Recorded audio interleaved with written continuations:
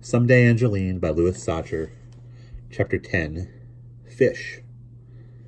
The rainbow fish gently swam about, easy and unconcerned. The angel fish glided past it.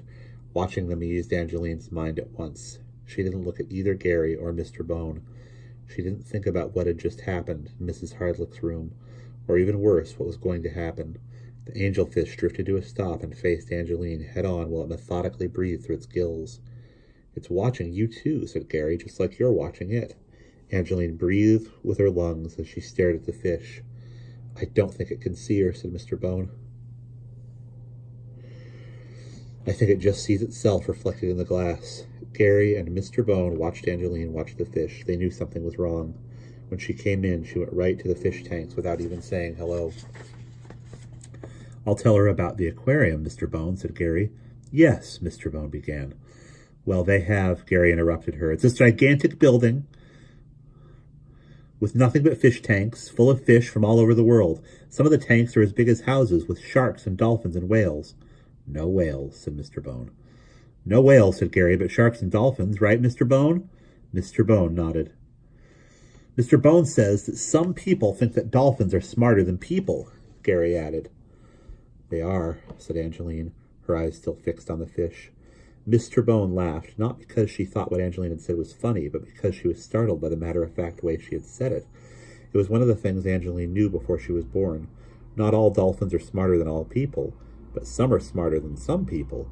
People like Miss Hardlick. A duck is smarter than Miss Hardlick, thought Angeline.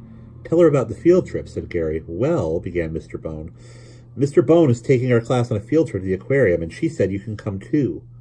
For the first time, Angeline turned away from the fish tank. "Let's go," she said, "right now. Can we, right after recess?" "No," said Mr. Bone, "you know that. You have to plan ahead. And of course, you'll have to check with your teacher to see if you can go with us." Angeline looked back at the fish tank. Mrs. Hardlick would never let her go. She didn't even want to think about Mrs. Hardlick. She concentrated on the fish. She watched the rainbow fish peacefully swim around. She pretended she was in the middle of the ocean. "Can we go to the ocean, too?" she asked. "Maybe," said Mr. Bone. "First, the aquarium."